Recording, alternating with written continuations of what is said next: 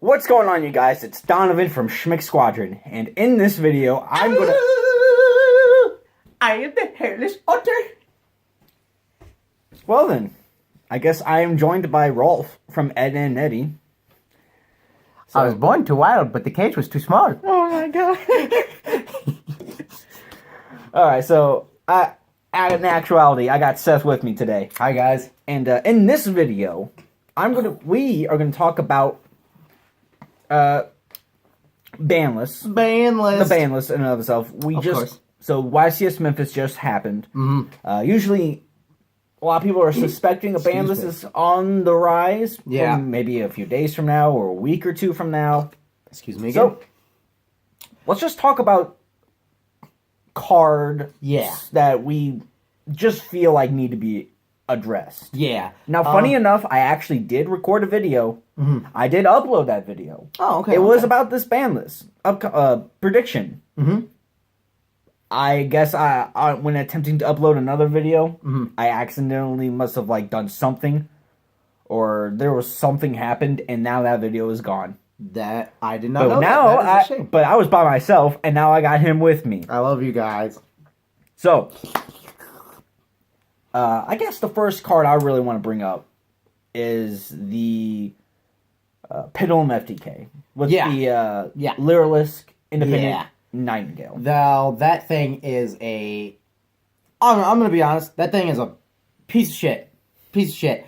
Okay, so I hate it. I honestly hate it. So our video is probably going to be a little more different. We're not going to be talking about cards that are gonna be on the ban list or whatever. We're just addressing. We're not really predicting that this is gonna happen or whatnot. We're just addressing. We're just giving us our We're addressing our feelings towards these cards. Yeah.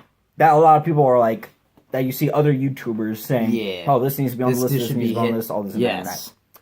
But with that being said, I hope Nightingale gets banned. I hope that fucking thing is a piece of shit. I hate that fucking thing. It has now been the source of This is not PG-13, kids. This is the second FTK it's been involved with. This is the second, because the first one was the Tyro Neptune. Tyro Neptune. That's right.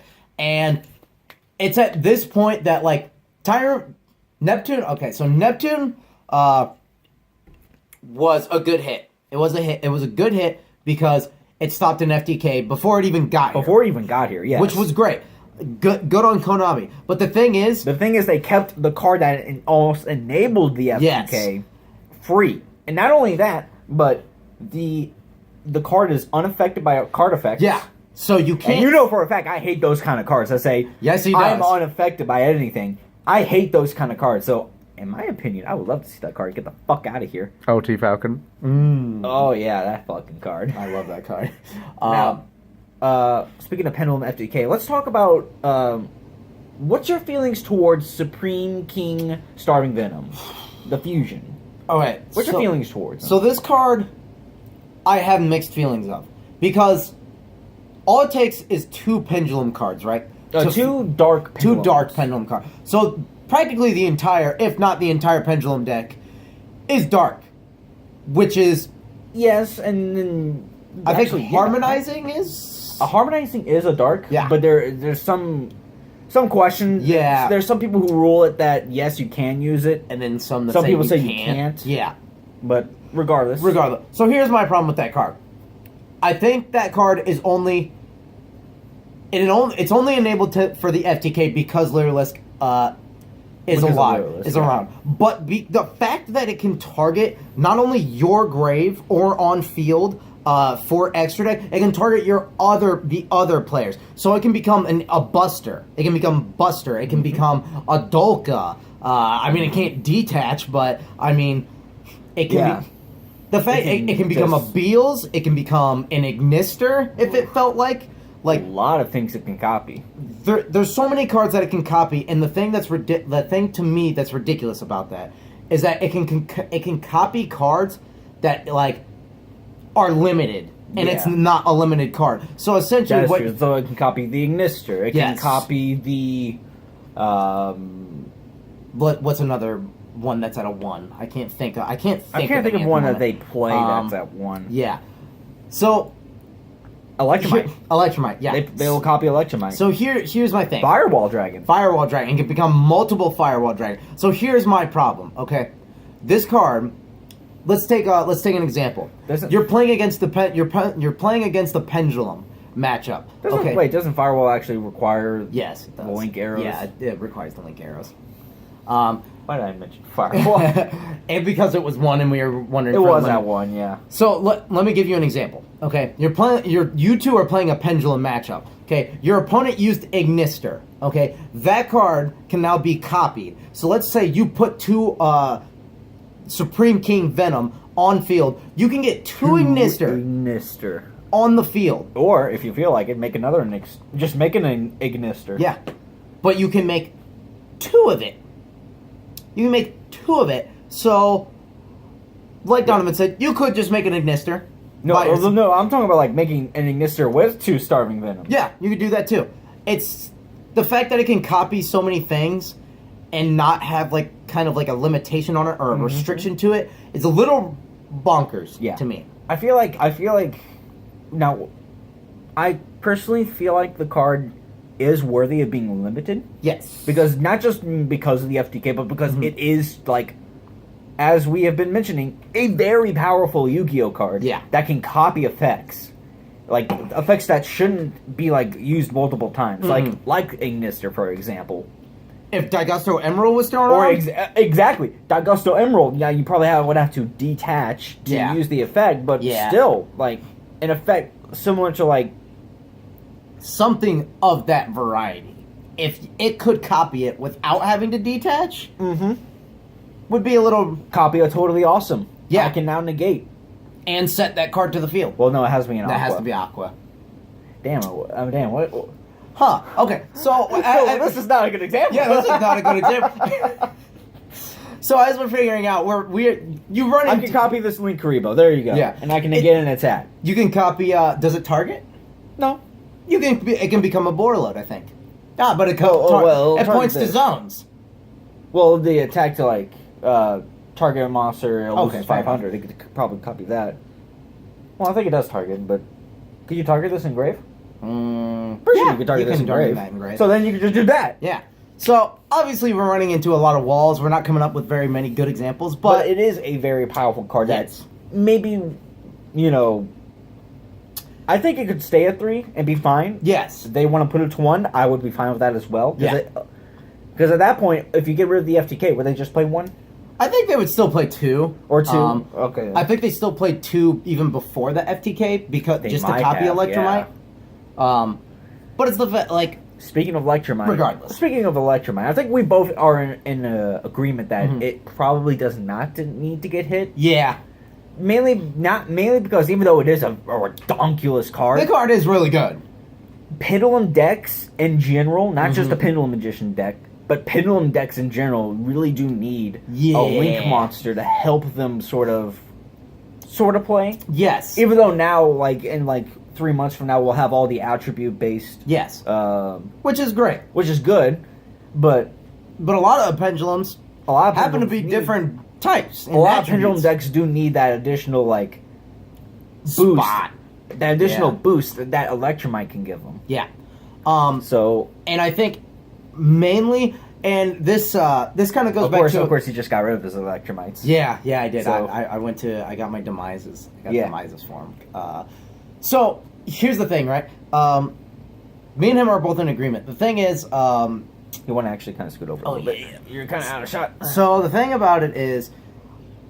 Electromite gives Pendulums the necessary boost that they need.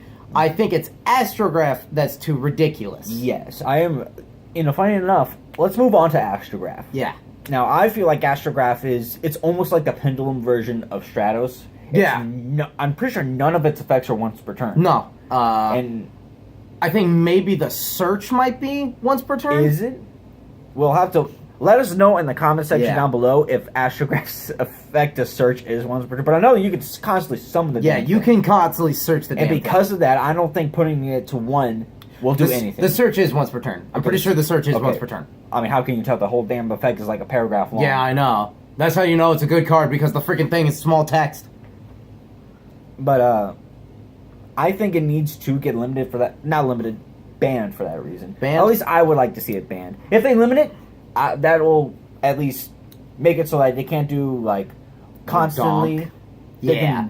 It'll give them, can't keep looping it, and they can't. Well, they can. They can. They'll just have to put more effort into it. They won't be able to make absolute as easy as they want to, or not absolute. Yeah, absolute. They won't be able to make absolute and go into Vortex as easy. They're going to need to use the King Gate card. Yeah. And if they ban Lyrilisk, then nobody has to be afraid of that King Gate card being ridiculous. They'll just see the Dark Worm, then search the King Gate, and it's not that bad. And I don't know about Dark Worm. I mean, you could limit it because someone said, well, Monkey Board's going to stay at 1 or banned, then why not get rid of another 1-card scale? Which I can agree with that. And the thing is that you kind of need it to be like it's like, how often do you like? It is a 1-card scale in a sense if you have the other Pendulum card. Yeah. Which obviously you have stuff like Dual Alliance and like Pendulum Call. Yeah. Like so, technically those cards are all around, so you can get those others half of the scale. But like all it does is like you summon it, you search your gate. Yeah. And if it's in your grave, you can summon it for free. Yeah. Now that part is pretty good. That is a really good card, but I don't feel like Dark Worm's the issue. No, I don't think Dark Worm's or the gate that it searches. Yeah. I don't think it's an issue. It's the other gate that causes the issue. I feel like it's more or less like... And even then, I don't even think it's the other gate that causes the issue. It's literally just goes back to Lyrilisk. Yeah, it's Lyrilisk. Like, obviously, I was just about to bring that up. I mean, like, obviously, if they get rid of Lyrilisk, then there ain't going to be no fucking point of worrying about the gates. Mm-hmm. But, no one would even play the other gate, I think. What would be the point of... I mean, I guess free instant fusion? The low scale or high scale. Yeah. Yeah, I mean, that's true. That's true. That would be nice. Yeah, that is nice. Now let's move on to True Draco. Let's start with Diagram. Dragon Diagram. Mm-hmm. What do you feel about Dragon Diagram? Okay, so I know a lot of people because there's some people who want it limited or banned. There's some people that say, well, if you do that, it hurts the True King decks and like all the other decks that need like Yangzings and whatnot. A lot of people aren't going to care about the True Kings and the Yangzing stuff. More likely, yes. More likely. Here's my thing about Diagram. It is really powerful. Like, I have mixed feelings on this card because, no doubt, this card is powerful. This card is definitely powerful. It searches your cards that you need to search, and it absolutely gets you there. Oh, yeah. But my thing is, like, think of when, and I saw this plenty of times at the YCS, so this might be a little biased, but when you see them top that, like, if True Draco doesn't have much, they have to kind of, like, if they don't use a card demise and, like, set a full back row and whatnot, if they top deck into a Dragonic Diagram and all they really have is a Masterpiece and you got rid of some of their stuff, that Diagram doesn't do anything. That is true. The Diagram does need another card. Right. Like, it's a good starter card. Yes. It's not an extender as well, but, like, once the field's already set up and you lost some stuff and you need to recuperate your stuff, Dragonic Diagram, playing the deck. Yeah. Dragonic Diagram is not necessarily, like, it can somewhat get you there if you have the right cards. Yeah. But if it's just like, oh, I have nothing on field, and the card is either a Terraforming or Dragonic Diagram, I'm in trouble. Like, Diagram... Ain't nothing I can do. In a state of when Draco has a lot of stuff, that's when Diagram's good. When you have a lot of resources, Diagram's insane. But when you don't have any resources, Diagram's really weak.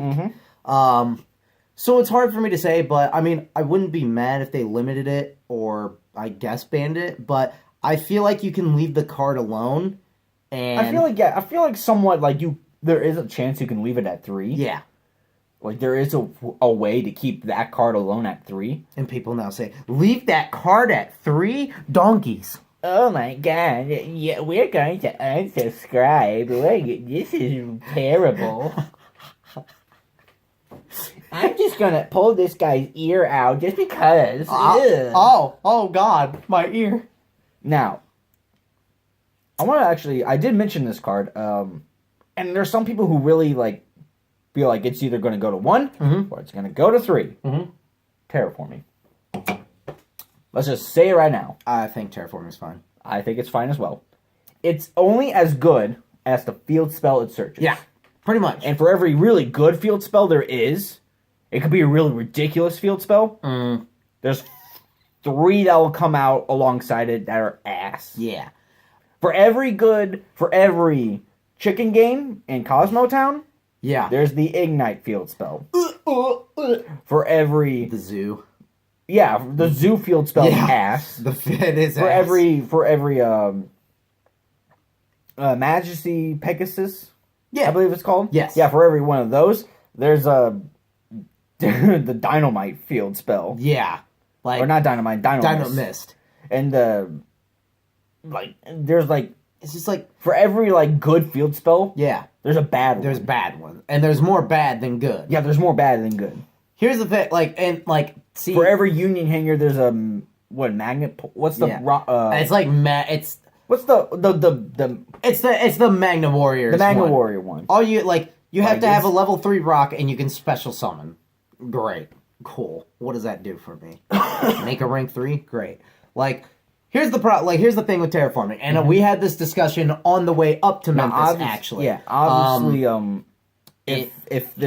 if all the meta decks are going to be using field spells, and if future decks that Konami plans to make use really good field spells, then I can understand limiting terraforming. Yeah. And also I want to bring up... Terraforming is like a Mono Iwado. Yeah, it almost is kind of like a Mono Iwado. A Mono Iwado is only really good in, the True Draco deck. Yeah. Even though... and technically Spirits, because it's meant for the Spirit deck. But, a Mono Iwado is only as good as, the deck it's being played in. Yeah. All by itself, you just summon a Mono... You probably will just maybe attack and bounce him back. Yeah. Nothing's going to happen. In another pot of, I keep calling it Pot of Demise. In another Card of Demise deck, a Mono Iwado is not that great. You summon it, you use Card of Demise, what are you going to do? You just use your normal summon. You're just stopping hand traps at that point. Yeah. Because more than likely, your opponent's going to summon a monster that's bigger than 1900. Mm-hmm.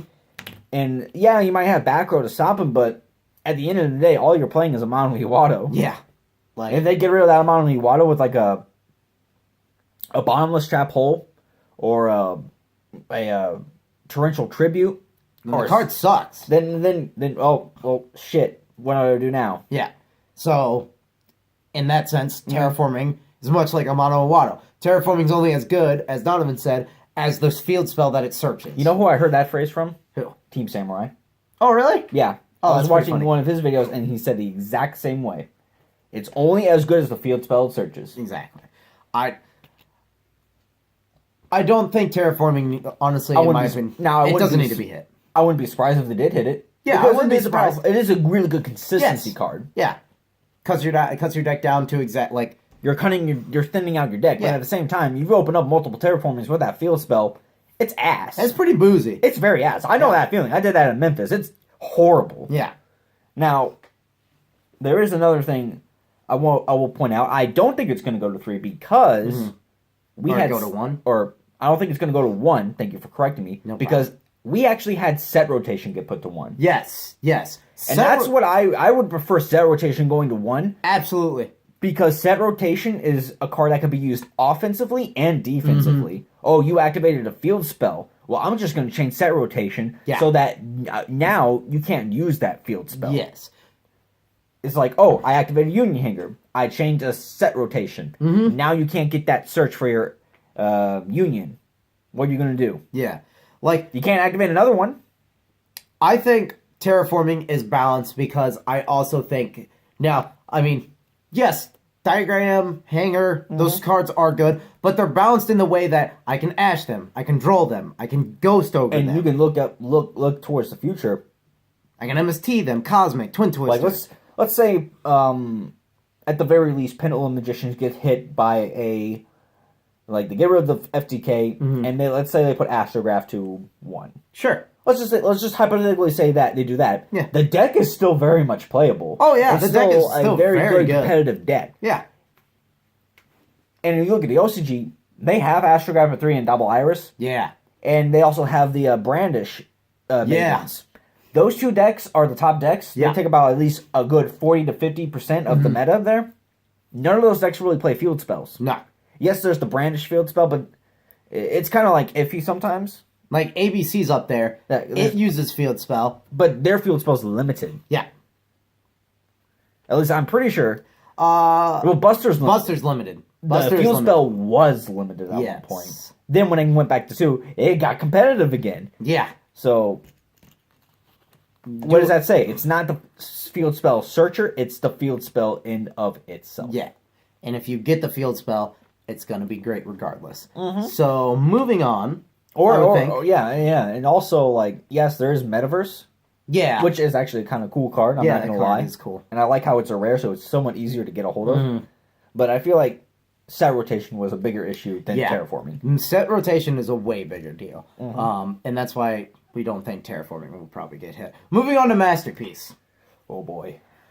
You started. So, once again, I'm iffy on this card because, no doubt, anybody could tell me Masterpiece is an insane card. And it is. It's 100% a ridiculous card. That card says, I'm either immune to spells, traps, or monsters. Whatever I summon, I'm immune to it. And I get to pop a card once per turn, as long as I have a continuous spell or trap card in my grave. And of course, they're going to. Yeah. The reason why I don't think that they might hit it is because True Draco within itself is already hit so much that it is that it doesn't really need to be hit. And here's why: because it's very dependent on meta. That deck is very dependent on meta. When Spiral was in control and it still only had one drone and one quick fix, and it still had its like resort to at 3 and stuff. You did not see True Draco. And Magicians was at the top, and so was Trickstar. Those 3 decks were at the top. True Draco did nothing.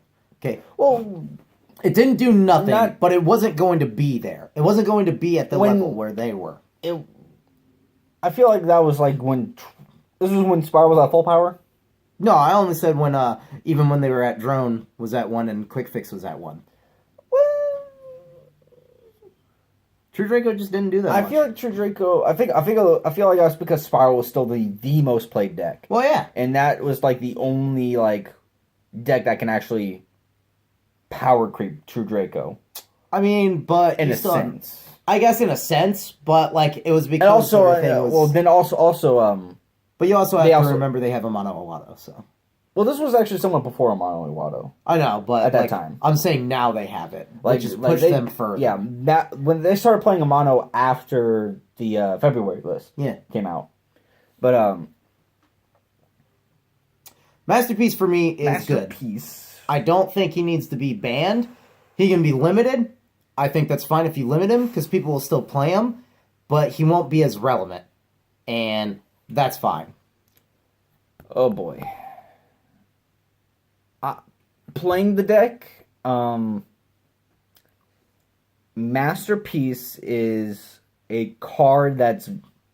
Like, I'm very biased towards cards that say I'm unaffected by certain things. Like, even somewhat reason why I have a love-hate relationship with the Paleozoics, because they're unaffected by monster effects. Yeah. And I'm like, playing against it's like, oh god. And a lot of people forget that too about those cards. They do forget about that. They forget about those cards. Having said that, playing it, I still feel like Masterpiece is somewhat of a problem card. Now, when I did make the video, I did mention that I feel like they are going to hit the deck because it's sort of similar to a reason why they hit Beatrice and Seer back then, because BA had been around for a very long time, and it was still arguably the best deck. Arguably, would you say, like, it was during Monarch, so it was like them and Monarchs.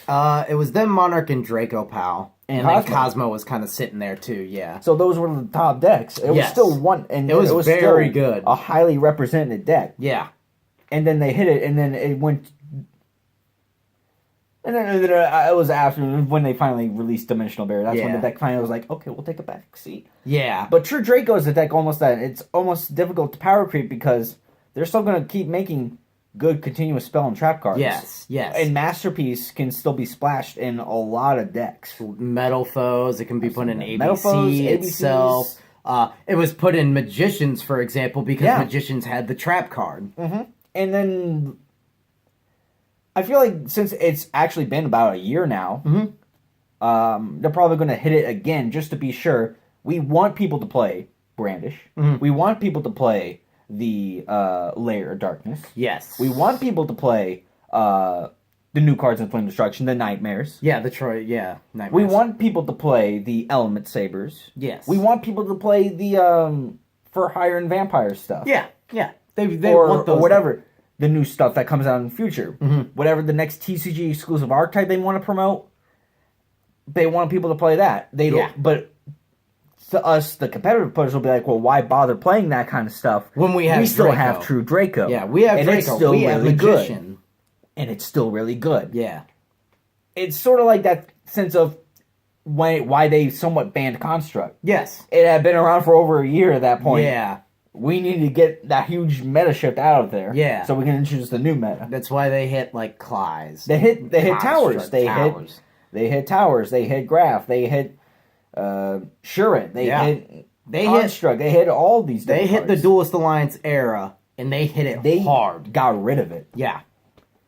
Now, and it's only now that we're recovering back from it. Exactly. Remember that. Yeah, and it's only now, like maybe 3.5 years later. Now we're finally recovering from it. Yes. And there's one more card I want to bring up. What do you think about Trickstar Reincarnation? Fucking hate that card. Holy shit. Okay, yeah. Alright then. Fucking hate that card. I'm sorry. Would you like to see it limited or banned? Like limit? It doesn't need to be banned. It doesn't need to be banned. Like, I feel like banning it is too harsh. Yeah. But I feel like if you limit it, they can't just do the stupid draw and lock. Or at least they can't do it easily. Yeah. They can't do it as much as they could. Yeah. They're relying more on their opponent. Yeah. To lock them out. Yes. So I feel like they can go to the what was it? What's the other strategy or something like disturbance? Yeah. Yeah. They can go to that. But what's fine with that card compared to Reincarnation is you're not banishing your cards. You're just sending those cards to the grave. And you may never know. Yeah. We're in Yu-Gi-Oh! In 2018. More than half the time, those cards want to be in the graveyard to begin with. Like, you're playing against a 60-card deck. Oh yeah, I'll just send my Snow to the grave. That's fine. I don't care. One more thing I want to actually ask you then. Yeah. Because we both in an agreement, quick agreement, Trickstar Reincarnation probably should go to 1. Yes. What about Fairy Tail Snow? What do you feel about that card? 1. You definitely feel like that card needs to go to 1? I've played 60 card decks enough to know that card is extremely unfair. A Book of Moon during my turn or your turn is Call by the Grave, and DD Crow can't even stop it. Yeah. There's let's put it this way. There's a reason why Book of Moon is at 1. And I know a lot of people say Book of Moon can come back to 3. And I agree. I do agree that Book of Moon could go back to 3, but Book of Moon is a very skill card. That card is very like you can use that card at the very wrong time, or you can use that card at the extremely correct time. Yeah. Snow is just like I don't have to think. I don't really have to think about it. When you're playing a great player or a good player with 60 cards, they're going to use their Snow a little more. They're going to use it a lot more effectively than someone that's just like, I have all these resources, I can use Snow whenever. Exactly. But it's still a very good card. It's still a very, very good card. What about him? Warlord. I feel like people only play him at 1 anyways. That is true. It's more like Scapegoat's a problem more than himself. You know what? Yeah, that's a card we needed to get rid of.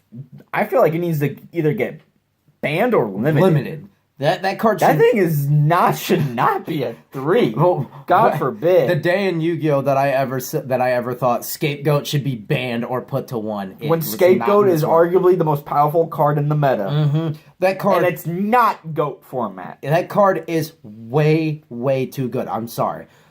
Now that tokens can be utilized so efficiently, it's why Dandelion.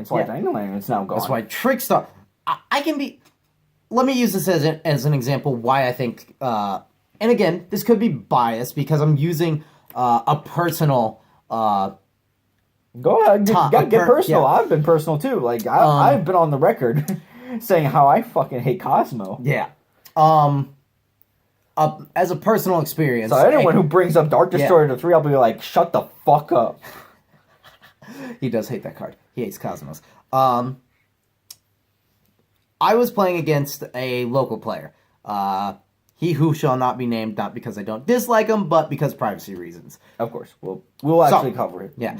So, for privacy reasons. I was playing ABC. Okay, I was winning. I was actually winning this game. I had Buster, and I had a Buster on board. I didn't have Decode Talker, but I had Buster on board. I had gotten rid of his reincarnation. I had gotten rid of his light stage.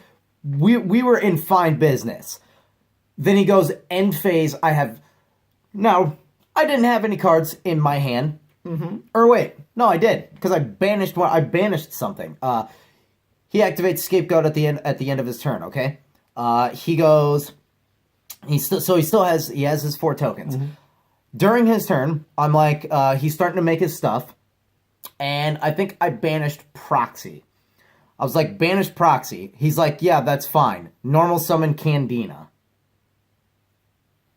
If you still have the cards for it, you're making board load and you're just out. He won because of that. I couldn't come back. It's just too powerful of a card now. It is. And I think with that, we'll end the video there because this is like a half-hour video. We've hit the 30-minute mark. Yeah. And we thank you guys for sticking around. Sticking around to this point. If you've stuck around this far, hashtag Goku versus Death Destroyer. Darth Destroyer. The Darth Destroyer. The Darth Destroyer. Who wins? Yeah. Hashtag that up if you've been this far. All right. Thank you guys for watching. We appreciate it. Don't forget to like, share, comment, subscribe. Mm-hmm. And of course, thank you for watching. As always, it's your boys, Seth and Donovan. The Van from Schmick Squadron. We'll see you guys next time.